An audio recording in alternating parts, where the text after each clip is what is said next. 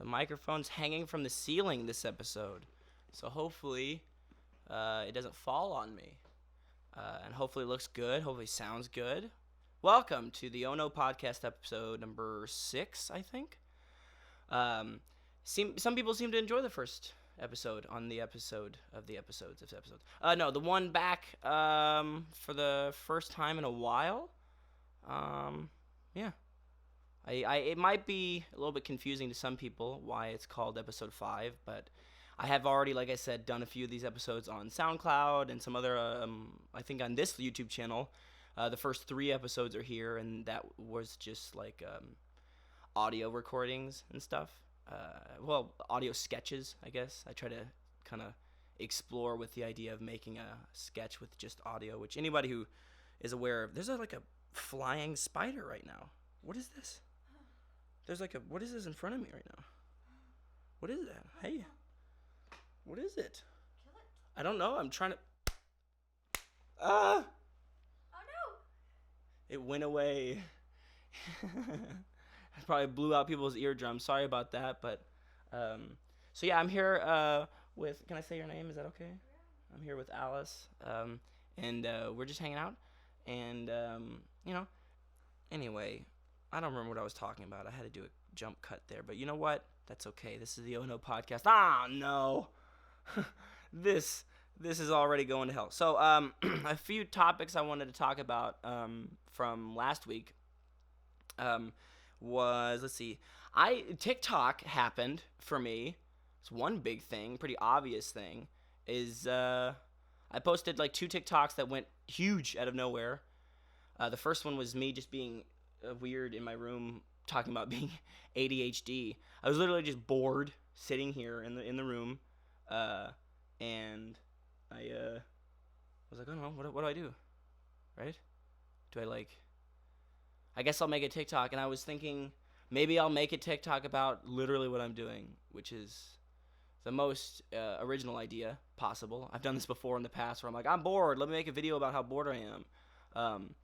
But it seemed to blow up, and a bunch of people followed me out of nowhere. And then I made another video about the blood corner in my room because people asked about that in the other video, and that one blew up even bigger. So now there's I think the last time I checked on TikTok, there was 15,000 followers and 1.7 million views on the bloody ceiling video, which surprised me. I didn't expect any of that. I mean, if anyone who's out there watching this or listening to this podcast who is from the TikTok, thank you. I appreciate it. That's really sweet of you to hopefully enjoy whatever the hell I make here. I do all sorts of stuff. I don't know. Hopefully something will be enjoyable. I'm assuming what you found me through was enjoyable for you, right? So that's some news. Weirdly huge jump on TikTok, which never expected. You know, I'm almost bitter because I tried doing Vines back in the day, but none of them were good. I just made really horrible random videos that were nothing of value. It's just me screaming out of the car window or something like that, and of course no one's gonna like that. How's that funny for anyone? So yeah, I don't know, big TikTok stuff. I feel like now I'm gonna have to upload there and be more active, I guess. But it's not really a chore. I mean, I'll do it whenever the hell I want, I guess. It's the same thing with everything else. I started enjoying doing Instagram stories, and then I'm like, I don't know, if I don't have anything to post today, I just won't post today. You know, what else am I supposed to do? I think some of the clips from this podcast I might put up there. If I say something or something happens that's maybe funny, I mean, who knows? Maybe I'll throw it up there. The first thing I want to talk about is just a personal issue that I have. It's COVID related, but it's not really... Oh, am I going to say that and it's going to get demonetized on YouTube? I think the first few minutes, if I say something, it'll be demonetized. Whatever, I'm not trying to get money through this. I just want people to see it. I don't want it to get suppressed. Ah, jeez. Ah, forget it. I'm not worrying about it. Oh, no. So, I get that a lot of places are opening back up, at least here in Dallas, but, certain things that are happening are just so confusing to me when you go to Walmart, they have, as most people know, two giant entrances on both sides of the building. But for whatever reason, one side is completely shut down forever now. And now we're all being funneled through one side like cattle, as if, oh, I get what they're trying to think. It's like, oh, if we keep people from going in one side, we can keep an eye on everybody. But all it's really doing is just funneling everyone through one hole, which the last thing I want to do right now is be close to anyone. And then you get stuck behind someone who's like, let me check your receipt. Come on, Walmart. Seriously? Let them take the pack of gum or the brisket or whatever the hell they're stealing from you, and not give me COVID sitting right behind them waiting for you to go, the little highlighter. Gotcha. You paid for it. You did it. Good for you. I don't know. Does anybody else notice this? I mean, a few weeks ago, I got in trouble because I was an asshole, and I hopped. I'm not proud of this moment. It's a dick move, and I got yelled at, and I should have. But I jumped. They have little, like, people, cattle holders. The little barricades they have usually at the front of like concerts or whatever. They have those, telling people where to herd. And I was like, I don't want to walk 5 more feet that way. So I just hopped it real quick. And they acted like I pulled out like 17 knives, or like I just started screaming with completely nude, no clothes on. Like they were like, excuse me, you can't do that. And I was like, yeah, I'm sorry, okay. And they told me I had to leave. Anyway, I turned around and left. And I was like, fine, I don't need anything from this Walmart anyway. And you're right, I shouldn't have jumped the fence. But it's just, not jumping a fence or jumping a fence is not going to keep me from getting COVID. The longer I'm standing there is a higher percentage. So now I've got to walk around. I don't know. Maybe I'm just being, super baby about it. And I just I don't want to walk. I don't want Walmart to tell me what to do. I want to tell Walmart what to do. Hey, Walmart, give me your stuff for free. That's what I want. Because, I don't know, why do I feel so entitled about Walmart? I think we all feel that. Anytime we go to Walmart, I'm like, yeah, you better. Whatever that means. And I think that's everyone's attitude. That's even the people who work there. You ever ask a question to someone at Walmart? They're like, huh? Oh, yeah. I am working here. Wow. Whoa, my shirt's blue. Jeez. You're looking for TVs? Well, we're in the milk section, so it can't be here. Do you want milk? What? Yeah, you have a comment off camera? I tried to get condoms one time at Walmart, and Come closer to the microphone. Come close. We have a little guest star here. I went to get condoms. You went to go get condoms? At Walmart, and they had nobody had the key, and it was we just couldn't get into the case. And I was like, you mean we're all here and you all work here, and we cannot get the things that are in there, and nobody could help me. I had to leave there. I had to go to a different store. I was like, but they're right. Yep. We all work. No. Okay. And someone talked about that. There was a comedian, I can't remember who it was. Out of all the things in the world to allow people to steal, condoms is one of them.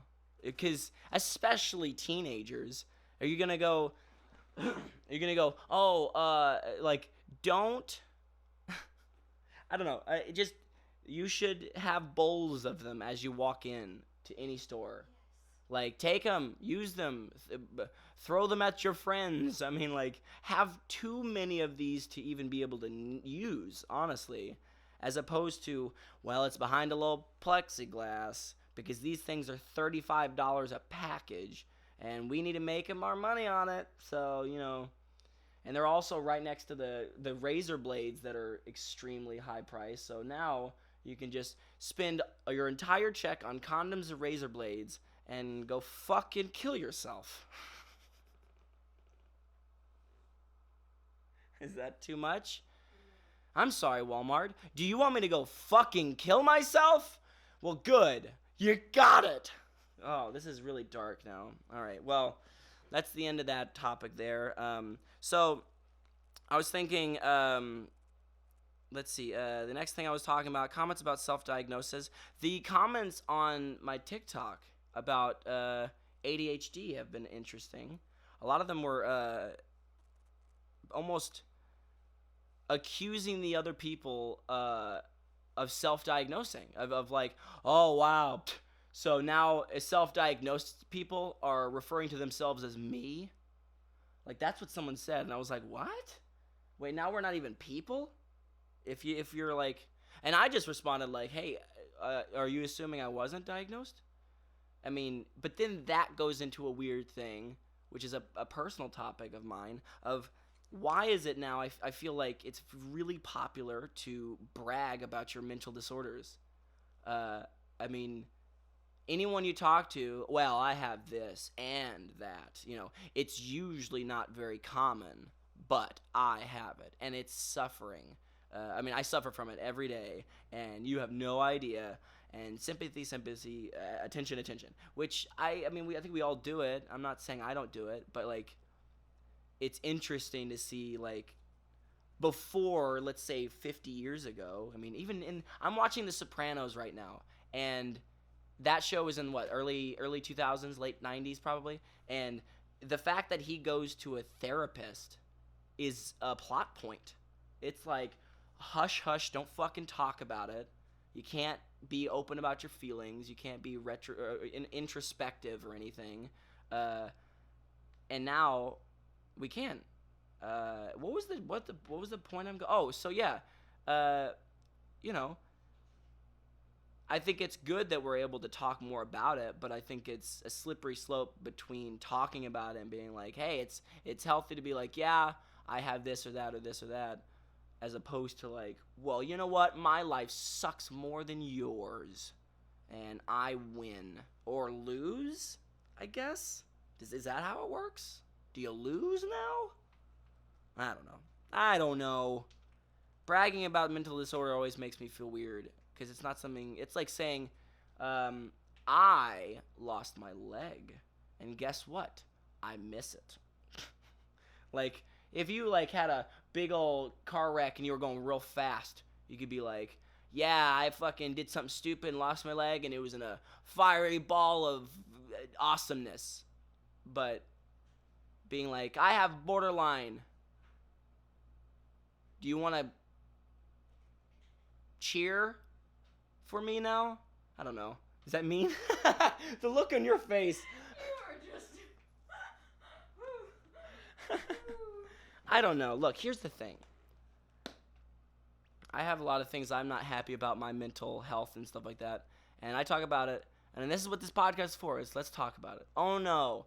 Let's get a little too deep into things and see how much I'm going to regret it in the comments or whatever. But I just mean people commenting on my TikTok, yelling at other people about self-diagnosis seems like a weird way of like, well, you are self-diagnosed, I am actually diagnosed. And it's like, okay, who cares? This is a TikTok, okay?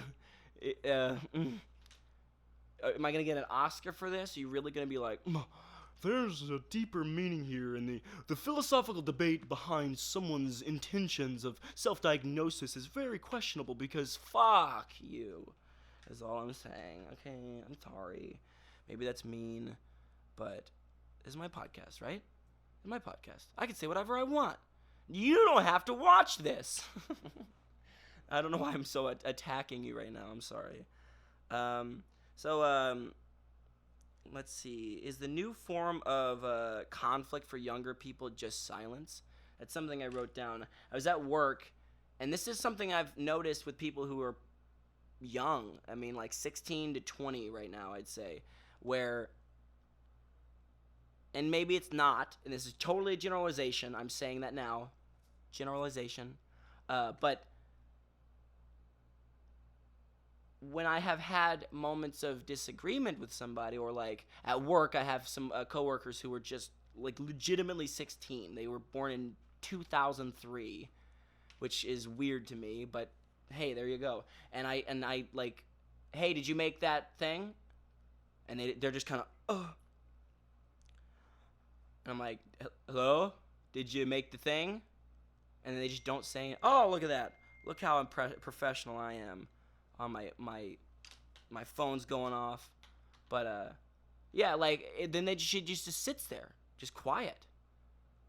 And I thought, is the new form of, like, defending yourself or dealing with conflict just being quiet and hoping it goes away? Because I've heard some other people who have had, this is, like I said, generalizations, but there's certain times where you're like, hey, we're not friends anymore, or I don't want to be around you anymore, and the person's like, okay, and then whew, that's gone, and like, so when do you want to hang out again? And you're like, this still happened. Like, hello, we can have a disagreement and be fine still. I mean, this is why I love drag queens so much, is they can just read you and be like, bitch, I love you, but what the fuck are you doing? And it's the greatest thing in the world, and I think it should be embraced by everybody.